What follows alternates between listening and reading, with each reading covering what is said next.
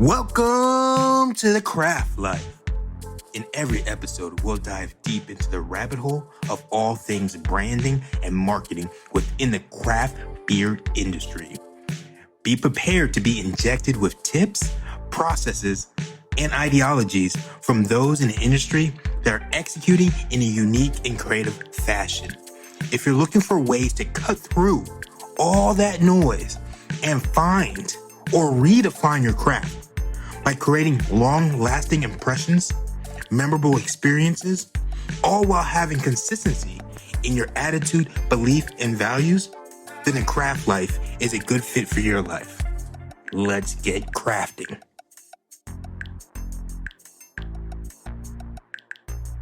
Episode 18, Owning a Bottle Shop, the Craft Beer Cellar Story. Welcome everybody to episode 18 of the Craft Life. For this episode, I'm kicking it here in Fort Lauderdale at the Craft Beer Cellar with the co-founders and owners, Eddie and Amy. Welcome, you guys. Well, thank you.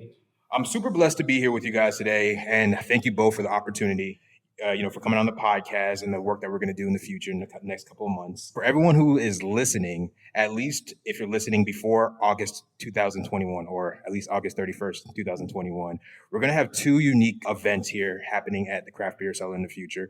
Super excited. Definitely stay tuned to that. One of the dates I want to tease you guys with, I don't know if you guys be checking out our Facebook and Instagram, is 10/10/21. So make sure you mark your calendars. We're launching something called the Project Savage Life. I'm not going to talk anything more about it, but to stay tuned to that. And also in August, we'll be giving away something for free, something really dope we think that you guys are going to enjoy. It's going to be right here at CBC. So definitely check that out. Well, enough about me. All right. Enough about this. Enough about, I'm so fortunate to have the opportunity to work with you guys for two more events coming up in the future. So let's spend the next 20, 30 minutes to talk about you guys. All right. So a lot of people are probably, if you're listening to me, probably asking, if you haven't been here before, what exactly is the Craft Beer Cellar? Well, it's a bottle shop and it's super dope. If you haven't had a chance to come out here, definitely come out here and check. But it's just more than a bottle shop. You have a tap room, a beautiful remodeled waterfront beer garden, super dope. We actually tried to do the interview out there, but Mother Nature had other plans for us. She basically was telling everybody, you got to come out here and check it out for yourself. So, and they also have food. Empanadas are the bomb. You have rotating draft, over 100 beers here, right here for you to actually enjoy here or take home to go. So lastly, just got to say the beer garden is fuego, man. Good job on that. Great job. So welcome, Eddie. Welcome, Amy, to the episode of The Craft Life. Thank you guys for joining us today and explore everything about the bottle shop and everything that you guys have created over here. So who's up first? Any, mini, money, mo. We're united. So classically, every time we start, man, I just like to get a little bit of background about what you guys were doing before craft beer. So whoever wants to go ahead and chime in to kind of give context to the creation of this beautiful spot. Yes. I guess it goes back to college. When I was in college, I went to the Art Institute. I graduated with a bachelor's in marketing and advertising there. It's AI, right? AI, Yeah. Almost down in Miami, downtown. And got to work on some pretty cool projects. And one of the first projects I worked on was looking at advertising from Budweiser, from like back in the day, like vintage Budweiser advertising, comparing it to like their modern day advertising, and just seeing how that kind of has progressed over time. And sure enough, I got kind of into Budweiser. I started drinking a ton of Budweiser. I was like my go-to beer. No Bud Light, just like straight up Budweiser. And one day I went to a restaurant and a gentleman there introduced me to Weihenstephaner, the Hefeweizen and Apollinaire Hefeweizen. Let's frame this. What year was this? Oh, man. I want to say that was like 2000. Get on that mic. 2013, probably 14. I want to say it was like 2012. We're old school beer numbers. 2012. I want to say around that time. Okay, good. So yeah, that was like my first taste of something that wasn't Budweiser, and it completely blew me away. I immediately fell in love, and I just kept on going to that place and trying new beers. They had a lot of imports and Belgians, and I just immediately fell in love with like Delirium, the Hefeweizens, and man, it was just all downhill from there. And so I worked on another project before like the end of my school year, the end of my time there at school at the AI, and that project was called the Brewmaker, which is the name of our parent company. And the concept was that, it was actually a fictitious company that we created, which Brewmaker would create and brew beers for special occasions. Like say, hey, you were going to have a wedding, you'll reach out to the brew maker and tell them, hey, I want to brew this kind of beer. We'll brew this beer. We'll package it for you. But not only for weddings, even if you just want it for home, you didn't want to like. So this was a concept that you created. There was a concept that I created, yeah. And, pretty smart. That love for beer just kind of continued, and around the time that I was graduating from AI, Wynwood Brewing was just getting ready to open up down in Wynwood, Miami. I was keeping a close eye on that. I was very intrigued. They were one of the first like breweries to open up down in Miami. I know Abby came before them, and there's a few other breweries that are like really low key before that. But Wynwood was just kind of like putting it all out there, taking you through their process. And I was just kind of like infatuated with it. It became like, hey, might be something I want to do. Nice. I felt like that was a passion that I had. So initially I thought I wanted to open up a brewery, but I wasn't really brewing any beer.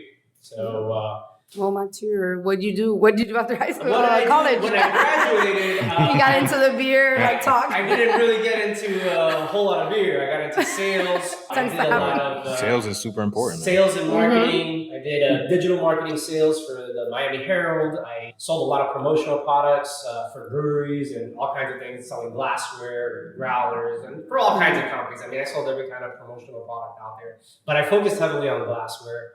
And yeah, after that, I started selling printing materials. And I did that for a company in Pompano, and we would sell wholesale print materials to print shops like Fast Signs and Signoramas and different ones. Oh, nice. Yeah. So yeah, I sold them printers, inks, vinyls, papers, all kinds of different things that they need to complete their work.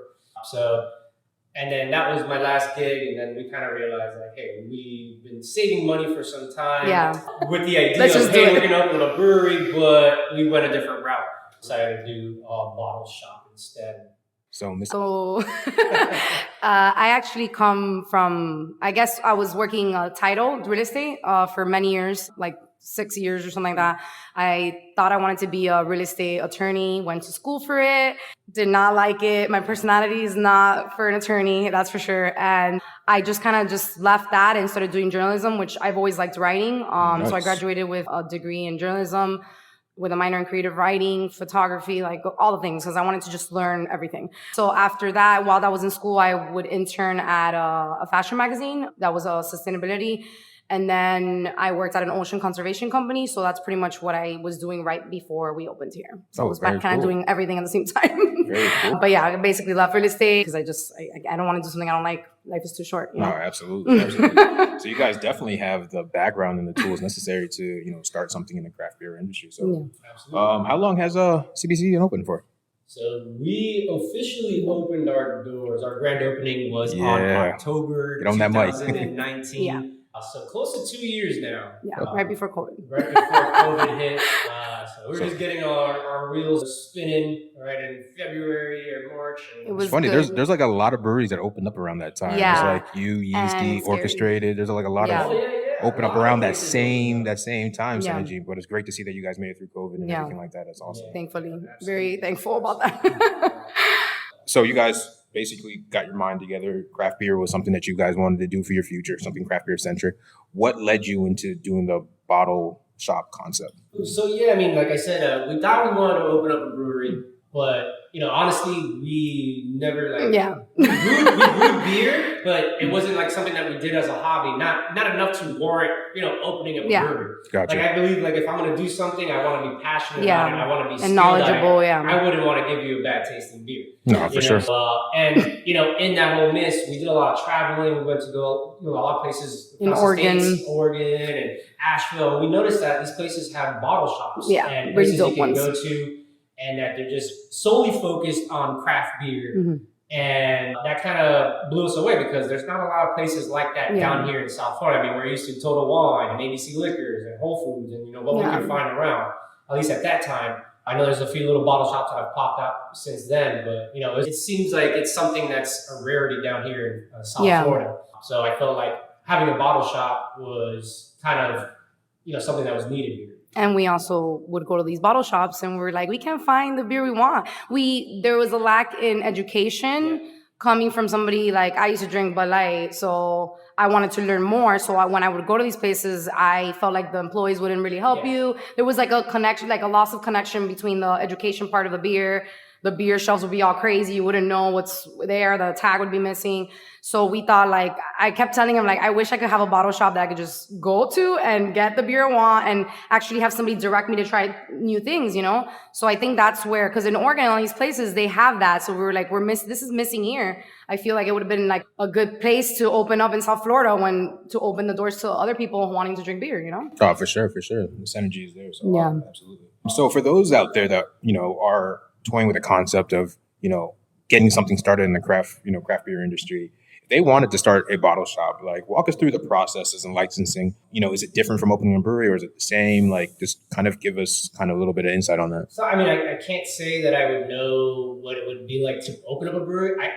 I'm guessing think it's it might a little be a little bit stricter, right? yeah, and harder probably, yeah. I mean, essentially, you're making a product in-house for people to consume it. You're brewing that product there, and it's a product that people are drinking, putting into their bodies. So I'm sure there's a lot more, you know, I guess, security measures and red tape you got to go through in order to, you know, be able to legally do that. To do it as a bottle shop, I'm not saying that that's not there. It's definitely there. There's still, you know, health and safety inspectors and everything you got to deal with. But walk you through it. Basically, I mean, the first step is finding a location. And honestly, in my opinion, I think that's one of the most important steps is finding a good location where, you know, people are going to be wanting to go to, something that's convenient, something that has parking, you know, that kind of stuff. And that all kind of intertwines with the requirements of having a bottle shop. Like, the cities have certain requirements. You have to have a certain number of parking spots so that you can have a place where you can sell alcohol legally. And, you know, once you have your location and it meets that criteria, then you have to start going through planning and building this stuff out. Now, the tricky part, and what kind of threw me off, was that you actually have to have your location, right? You have to have your lease for your location before you can ever start talking to anybody about, hey, I want to get permitted and that kind of stuff. Which is scary, because if it's too much work in the city, you can't back out. You sign your lease. So, so I'm already signing my lease. We're like, this needs to work. And if I don't get my permitting, what happens? And you have to make friends with the people in the city. So does the person, like, you're leasing from, do they give you, like, that leniency? Like, if you guys got disapproved, like, you can break the lease? I mean, our guy told us, hey, you know, if for whatever reason you can't secure licensing, you can back out. But we already paid a deposit. He's like, but I would keep the deposit that you paid, which is substantial. So, you know, you definitely don't want to lose out on that money. You're going to fight tooth and nail to find a way to get for sure. whatever you got to do, you know? So, yeah, I mean, once that's out of the way, it's dealing with a lot of bureaucracy. Honestly, it's, you know, a bunch of different departments within the city, within the state, that don't communicate with each other.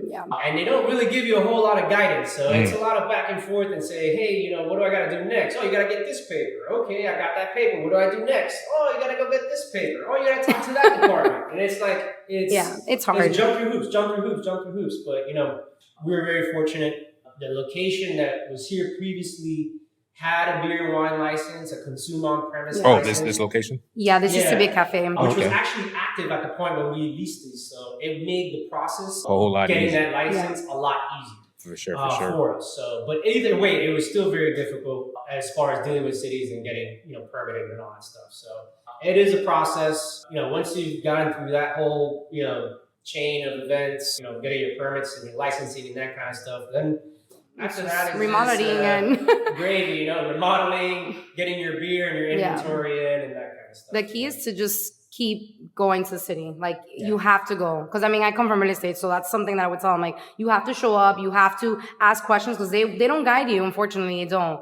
And coming from us that we've never owned a business before, it's hard. So you just have to go all the time, ask questions, you know, nicely, try to be friends with them, and they'll work with you.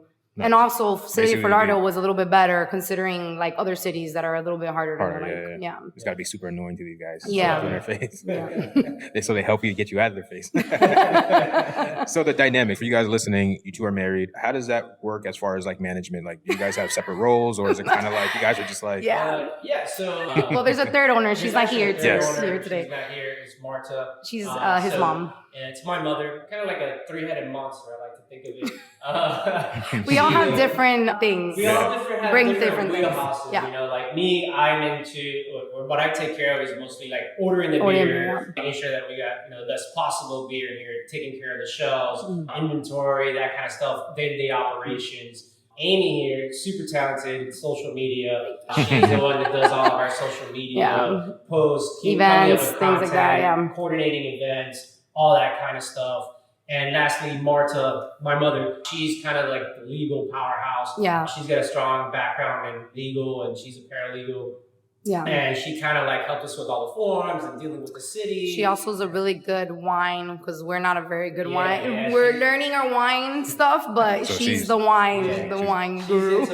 She's really got her feet set down the wine. Yeah. Our wine, inventory is starting to expand. So she's kind of the one behind. She's the driving force behind that. She's great. We all really love beer. We're all Cicerone certified beer servers. Oh, wow. So we are educated about our products that we carry. That's here. awesome, man. Anybody that walks into the door, whether you're just getting into craft beer or you're a seasoned pro, we can, talk with you, hang with you, and show you the way, or, point you in the direction of the next best beer. Yeah. Oh, that's awesome. Yeah. Man, glad to hear all that. So let's talk about the relationship, because obviously the different beers that you guys have in here, you have to have different relationship with different distributors. So let's talk about that.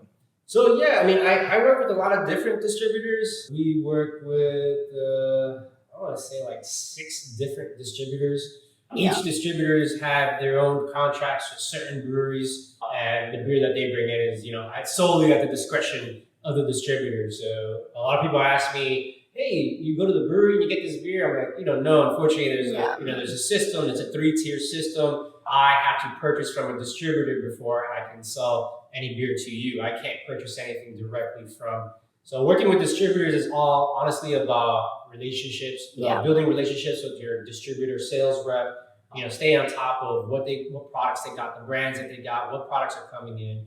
And, the sales reps for the distributors come in and they kind of give you a heads up on that stuff. Sometimes they send out emails that'll give you a blast of, hey, this is new, this is what's coming in and whatnot. And that way you can order and, provide some good beer.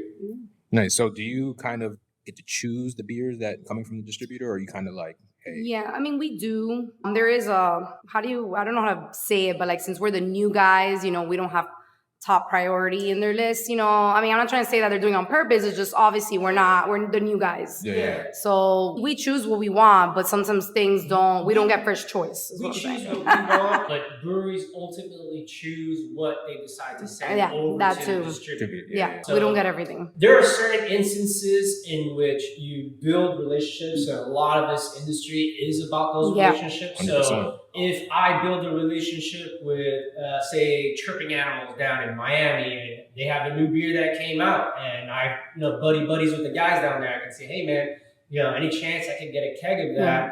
And then we can coordinate in a sense where they can give that keg to the distributor, and then I purchase it from the distributor from them. Nice. So that is a possibility.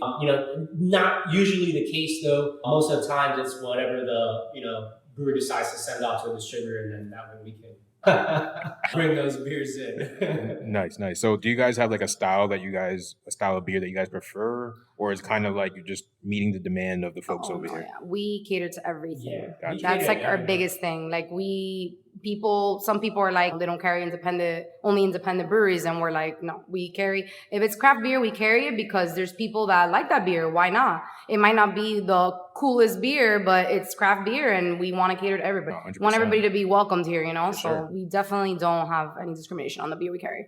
Yeah, no, we carry everything. Obviously not everything. We don't carry Bud Light, of Budweiser, course, the macro beers and that kind of stuff. Those are the only things that we don't carry. But I try to keep something in here for everybody. Like I said, whether you're just getting into craft beer or you're a seasoned pro, we have your beers that are just for your like regular customers, and then we have some rare, really rare, hard to find stuff as well. So talk about the rare beers. I know he backed it up a little bit. So if there's any rare beers that you guys want, is that a difficulty to get that? Yeah, we can't. So we get a lot of people asking us like, Treehouse, if we get Treehouse and all these like other half. We do sometimes get those beers if, like he said, the brewery will allow it to come down here. But it's really hard, like due to distribution, and especially that's up in like the Northeast and stuff like that. Yeah. We always try to get it for our customers, but it's not something that we could always carry. So like sometimes people call us and they're like, can you get me Treehouse? And it's like, we wish we could. I wish I could get in my car and go get it for you, but you know. We always try to get it. Yeah, we always try to get it, but you know, we got to follow the process, because if not, you know, we get shut down. Yeah, for sure. There's always a process to everything. So and again, it's all based on relationships. Yeah. I don't want to say buying power, but you know, obviously, if you're a huge store and you buy a ton more beer than I do, and you got a great relationship with that rep, you're gonna get first dibs on whatever beer stuff comes in. It's all about networking and building those relationships. You know, we'll get there. Yeah, we're still newbies. We're still pretty new. Yeah, it's hard because it's like we are a family-owned business, so we try to keep everything in-house. So we're not working. It's like these places are closed. So we're trying to work on like getting out there more and building more relationships with people. Absolutely. Well, Side Project Brewing, if you guys are ever in touch with them, you know, definitely get some. Oh, yeah. I'll be first in line for that. That's awesome, man. So let's move on, man. So what things do you find difficult owning a bottle shop, or just basically owning this location or anything like that? If you find anything difficult? I mean, the parking was difficult. It was flooding, but they fixed it. So that was it. I mean, I think other than that, I mean, I guess the most difficult thing is just keeping up to date with your inventory. You know, certain beers have a shelf life, for example, IPAs and that kind of stuff. So staying on top of that stuff, making sure that, you know, all your beers in code and, you know, available and fresh to your customers. I don't want to sell you a beer that's 5 months old if it's an IPA. And I think breweries will appreciate that too, because we're very particular about that. Yeah, they send you a product and you take the customer tasting, and they're like, oh, I would never go to that brewery because they have, you know, not good beer, but well, it was 5 months old, so this is the reason. So that's very important. Exactly, it's not their fault. You know, when they put that beer out fresh, that beer's amazing. You know, if it's been sitting on the shelf for 5 months, you know, it's not going to be as good. So it's really just staying on top of that, which is easier said than done. You know, there is a lot of things that we got to do around the store every day. So I would say that's the most difficult one, and making sure that, you know, your customers are happy with the product you have. It's nice, definitely important, man. So the name. What made you guys choose a name? Okay. So Craft Beer Cellar is actually a franchise. So we're the 50th store, I believe, or you guys around are a there. franchise. We're a franchise. Yeah, it was the 50th store. I never knew that. Yeah, so it's a nationwide franchise. They're all independently owned and operated. The owners are great. We did some shopping around and taking a look at different bottle shops. There's a couple of the franchises that we were interested in. We found these people to be the best. They're women owned too, so I like that. Yeah. They're very about, their hashtag is beer love. So that's really the main reason why we got into business with them, because they're all about, we don't discriminate on anybody. Everybody's welcome to come try beer, even if you're a newbie, even if you're, you know, a geek. Basically, we're not beer snobs. That's like our whole thing. We're beer geeks. We're learning, and as we learn too, we, you know, educate if they're open. Like Eddie's had customers here that have never drank beer. He has converted them into like intense beer people that come in here now with like Untapped, and I'm like, who are you? Like, you used to never do this. But yes, what we really liked about them is that everybody's independently owned, and most of them are family owned, and they kind of like help us lead the way into, you know, opening the store and stuff like that. And they're there to help us, but they also give us like our creativity. We could do not whatever we want, but like they allow us to be open about what we want to do and have suggestions. And most of the time they just let us do what we want, as long as it's, you know, within their branding and that, you know, it's obviously good and like we're not doing anything bad. But yeah, we went that route just because the support and I come from retail back in the day, like when I was young, but as far as craft beer retail, we wanted a guidance in that, and that's why we kind of went with them, because we found that they were like very knowledgeable. They're amazing people. Like if you guys search them, they have like 50 stores already. I didn't even know. So what made you guys choose to go to a franchise versus being so number one is the money. Obviously, the money is it's a lot. I mean, even though we were saving a lot of money, It's very expensive to open a business, especially a craft beer business, especially because of the inventory and everything. And then the guidance, like I said, like we don't come from a craft beer. They guided us a lot. They're very knowledgeable people. They also come from a restaurant background as well. Oh, that helps us too. Yeah, they're amazing. Like I love them. I'm like, we got really lucky because usually people frown upon franchises, but they, like I said, everybody's independently owned, family owns, you kind of do your thing as long as it's within the branding. Yeah, from a little bit of experience, actually in 2013, I was about to buy into a security franchise called Signal 88. And the thing I like about a franchise model is that support that you get, especially being freshly new business owner. It's just great to have that backbone of, hey, we already know how to pave the way, but you guys can expand and do what you need to do. But this is a way. It's not the way, but it's a way. And it gives you guys guidance. And I think that's very important, to succeed important too. For you guys, it's everything, like little things that you can't even imagine. They were there to help us through it. So I'm grateful that we're a part of, and they're awesome. I mean, they're doing it right. If we're almost the 50th store, so and it's kind of cool. Like it's like a community thing. So we really like that. They don't, like I said, the beer love. Everybody is welcome. Like even the other stores, like everything is about community, and that's a big part of what we do here. Like we're all about supporting local. That's kind of something that sets us apart from other businesses because we're a business. Why would you support somebody else? We support everybody. That's our model. That's great, man. That's great. So marketing. I know you're the marketing guru. I'm not the marketing guru. Okay. Well, you're marketing guru. I guess here, because I like beer, but okay. So, what marketing approach do you guys take to kind of get more people aware of what you guys are, what you're doing, and to get more butts and seats and get people here? So I use a lot of social media, obviously, because it's free. Why not? Free 99. Instagram, we do everything. People don't realize this. Untapped is a form of marketing. You put your draft, you put your beers from the cooler in there, people will come. Like the people who love their Untapped, they will come. That's something that we are always doing. TripAdvisor, even though people forget about that. TripAdvisor, Google, Yelp. We also do paid ads as well, but I'm telling you that probably 90% of our customers come from free content that we put on Instagram, Facebook, and all these other things like Google, Yelp, and everything. What paid are you guys doing? We do Google and Yelp paid ads. We sometimes do Facebook and Instagram as well. And then I also do Facebook groups. That's free. But we do Facebook groups for like Fort Lauderdale, craft beer lovers. Like we get a lot of people through there. Twitter as well.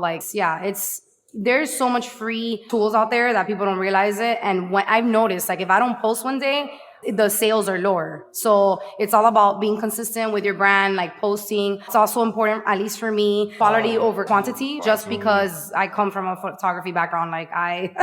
I am very particular about my things. I also like to make sure that the image tells a story. That's authentic. A big thing. No stock photos. I can't stand that. Nobody likes stock photos. So y'all using stock photos. Shame on you. It's just me. I like to see a place that's I want to see the people, or I want to see what the beer is, stories of the owners, things like that. No, it's awesome. Yeah. We see it too. I mean, we see both of you guys in the media, and that makes people like to know. People like to see that stuff. Like my dog, for example. People love seeing my dog. I'm like, he's not even. I'm like, we always try to do the sunset or spotlight, a local, the girl that comes here, she with the cookies and our empanadas or. Who does your cookies? Julie from Sweet Flower Bakery. Nice. Yeah, she's awesome. Shout out to Julie. Yeah, and Carla does the Los Tanitos or empanadas. Nice. So nice. we do that too, and I've noticed that people like to know. People don't want to just see beer. In the beginning when I was doing it, because I come from a completely different background of doing photography for beer, it was more fashion, stuff like that. I noticed that people want to see more of who is behind the camera, the owners, the dog, your sunsets, Fort Lauderdale, what's so special about Fort Lauderdale, things like that. They love to see what you guys tick, behind the scenes of what makes this place, this place. People love that. And that's authentic, and I think that more places need to do that. To show definitely. The authentic self it's not only about beer, because the beer is great, but it's also about the environment, the feel, and everything else. So you guys are doing a really good job in capturing. Thank you. Oh, for sure. High five. Air five. So next, man, let's talk about that beer garden, man. I love that place, and I'm super stoked, and hopefully this rain holds up on the two events that we're gonna do over here. Oh yeah, the one event definitely. I don't care if it's raining. Everyone has to bring an umbrella. Bring umbrellas. Hopefully it doesn't rain in Knock on wood. Yeah. The 10-10, everybody. Doesn't ring. But yeah, let's talk about that, man. Like, what inspired you to get this location? Was it because of Oh that? boy. Yeah, so it's really funny. We actually came here. There used to be a coffee shop here called The Revenant. We loved it. We used to hang out back in the gardens at right now. When it used to be the other place. Face the river, and we'd drink coffee and have a snack and that kind of stuff. It was awesome vibe. And we actually came here one day as we were looking for different locations. Well, you're missing a big part. We almost signed a lease at Fat Village. Yeah. Because we like street art a lot. That's like our thing, like Wynwood, like.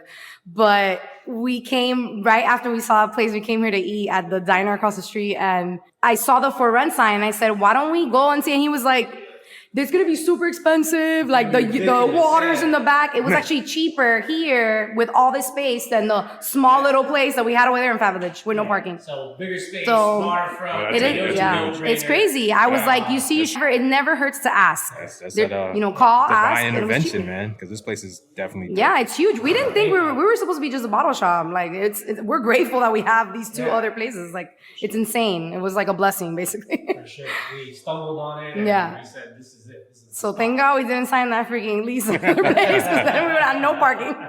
things work out for mysterious reasons. Definitely. But definitely this is an awesome spot. So what makes you guys different, you think, than any other bottle shop? Or like what just makes you guys stand out? Not even against other bottle shops, just what makes you guys different? I think it's our approach and how we talk and treat our customers. We're not beer snobs. We're beer geeks. We love beer and we want to share that love of beer with everybody. You know, whether you're just getting into this, craft beer, whether you've never had a craft beer in your life, or you're like a seasoned pro and you know everything, we like to be able to talk and learn new things and educate customers that are new. And education is a big part of what sets us apart in that sense. In that interaction with customers and just teaching customers about, things, different beers and different styles and histories of different styles and where things come from, history of a beer, how this beer came about, having that knowledge and sharing it and being open to everybody at the same time and saying like, hey, I'm not going to treat you different because you've never had a craft beer in your life. In fact, I take that as a challenge and I say, you know what? I'm going to make them a craft beer. He has a converter group that he's done. I've converted a few people, and those are like my favorite customers. My favorite customers are those customers. I think that's cool. I don't like beer. I don't really like beer. And he's like, wait a second. He's like, I got you. Yeah, because I mean, it's all because they haven't tried the beer. Like he tries to convert my dad all the time. My dad's like a hardcore fan of like Corona and Heineken. But he's open. Like seeing the Hispanic people tend to not be like so into craft beer, and that's something that we're Hispanic. Like if you're open to it, I'm open to it. We'll show you what different beers we have. Maybe they're just drinking the wrong beer. Everything's different with the palates. If they like wine, Corona, there's cocktails. Cocktails. I mean, fruity cocktails, you like fruity cocktails? All right, cool. I'm going to introduce you to a fruity sour. Yeah. You know what I'm saying? And they've never heard of that stuff. It's on par. Damn, it's good. It's something different. Not every beer tastes like Corona. Not every beer tastes like Heineken. I think that's important. Education is... The education, and being nice. I mean, that's how when you come here, you feel like you're at somebody's like house. That's how it feels. 100%. And something that the owners of the franchise have told us, and something that I believe in their philosophy 1,000%, is they say hospitality is a hug, 100%. Customer service is a handshake. You know what I'm saying? And that's the approach we take to every customer. Repeat that one more time for everyone who listens. Hospitality is a hug, customer service is a handshake. So that's straight fire. So, that's the approach that we take. And, one more time again. Hospitality is a hug, customer service is a handshake. Which I think is said the other way around. Customer service is a handshake, hospitality is a hug. But either way, you get the idea. Yeah, we're very nice. Even with our mask on, we smile. Even if we're having a bad day, because customer service is a big part of us. Even if we're having a terrible day, you will not see it. We welcome everybody. We're nice. Like, why not? I want to feel welcome when I go somewhere. I'm not going to treat somebody bad because I'm having a bad day or because they don't like beer. Like, that's not the way it goes. And everyone's included. Yeah. We love everybody, from all walks of life. Whatever you do, we don't care. We have a love for beer. You have a love for beer. We're going to share. So to all halfway beer drinkers or non-beer drinkers, definitely come and check this place out because they will put you on game, right? Next, let's move on. Like, what kind of events do you guys host here, and what kind of events can folks actually rent the space out to host? Yeah, so I mean, we host monthly events. Now with COVID, it's like been a little toned down because we want to make sure everybody, you know, everything's done safely. So we do host events. We have a cigar and beer pairing event every month. Do beer and yoga twice a month, where you balance your beer on your head and poses. Yeah, it's really cool. Like it's ales and saunas. Oh, ales and saunas. Yeah, she's awesome. She's awesome. She comes twice a month here. We actually used to do it once a month, and people love it, especially with our space. They're like, and now they're gonna have the turf, so it's gonna be perfect for them. But yeah, they do that. We do almost everything. We always like to throw ideas out, and we'll do it once. You know, if it doesn't turn out good, then we're like, you know, we won't do it again. But why not try? You know, we have a dog event every month. It's a happy hour dog event where we have dog vendors. We have happy hour twice a week. So pretty much we do a little bit of everything. As far as events, we have had to close down the tap room for events that people come and like they pay. There is a possibility that you could come and rent our space out for like a wedding, or people actually want to get married in the beer garden. So I mean, why not? They'll do weddings or birthday parties. We have a lot of birthday parties. And then we also have like a moon kayakers that come in the back too. So we get a lot of people, traffic from paddle boarders and kayaks, boats, you know. Water is amazing. Yeah, especially it's awesome. Like that's sunset literally why we remodeled the beer garden, because we're like, people want to, like, we want to give it that homey vibe. Like if you're in somebody's house, you know, kicking it, you know, like I hate going to places and you're like, you know, you're uncomfortable or the people are mean. Like I wanted it to be a homey vibe. So that's like what our events are. You know, now we're going to have a Yelp Elite event coming up. We're still working the terms on that, but that's something to keep an eye on. But yeah, we pretty much do everything. So, you know, follow our Facebook. I mean, we try, you know, if anybody has ideas and they want to do something, you know, we partner a lot with Louis Beard Brews and Food. Shout out to Louis. Yeah, shout out to Louis. He helps us with the cigar and beer pairing event. We also do bottle shares and stuff like that because, I mean, it's like somebody's else. We like to do like a whole beer community thing back there. So we're now brainstorming more ideas of events, you know, as now things are opening up and how to do it safely, because that's the kicker. You know, we got to make sure everybody feels safe because, you know, we want to cater to everybody, you know. For sure. So what can people expect from CBC in the future? In the future. Ooh, okay. So we're still remodeling our beer garden. There's more things to come there, which I'm very excited about. I'm not going to say what it is, but more things are coming back there. We actually just got, which nobody knows, which you guys will be the first. We got a beer slushy machine. So you could have beer slushies. You know, people love that stuff. So I'm like, okay. And then we're just going to have more events. We're going to have a relaunch party for the beer garden coming soon as well. Yeah. And hopefully in the future, because this is my goal, is to open a second location, but we will get there when we get there. I want to have a second location of a bottle shop only somewhere else. You know, we'll see, maybe Miami or Palm Beach, but I look forward to that. You know, why not? Bring it to everybody, you know. Louis is here. Shout out to Louis. We're just talking about it. So yeah, pretty much, I mean, that's what we have in mind. We're thinking also of remodeling the tap room, make it more homey as well. But yeah, we're always trying to brainstorm things to bring it to people because we're normal people. We're not like anybody famous, influencer. No, we're normal people that like beer, and we like to do cool things with beer. So we want to show people, like, we come up with events and we're like, this event will be cool. Let's like do it and see people like it. Why not, you know? Oh, absolutely. So if you guys have ideas, bring it. We're open to everything. Like, that's what I like about us, that we don't close the door. I mean, obviously, if we could do it, given like rules and permits and stuff like that, we're a sense of community, like with our customers, with, you know, we have customers that make us things like our tap handles. Kyle, shout out to Kyle. Like, we are really welcome to everybody. Like, I can't say it enough. Like, that's what I love about us, because there's not a lot of places like that, you know? Love it. I like went on a rant, but yeah. Nice. I know. Well, just one more thing I want to say. Yeah. Hospitality is a hug. Customer service is a handshake. If that's the way it is, or vice versa. Or vice versa. But I mean, they both sound good. So. Teaching notes. Make sure you guys write that down. So if anybody's in the South Florida area, please do yourself a favor and check out Craft Beer Cellar. They're located at 2301 Northeast 26th Street, Fort Lauderdale, Florida. And if you're from out of town, the zip code is 33305. Their website is craftbeercellar.com. Facebook, you can find them at CBC FTL, that's abbreviation for Fort Lauderdale. On Instagram, you can find them CBC_FTL. Are you guys ready to send us off? You think you got it, man? You think you got it, Eddie? To the Craft Life community, go out there, support your local brewery, support your local bottle shop. Peace out and beer love. Beer love. Peace and love. We out. We'll do a cheers. Cheers.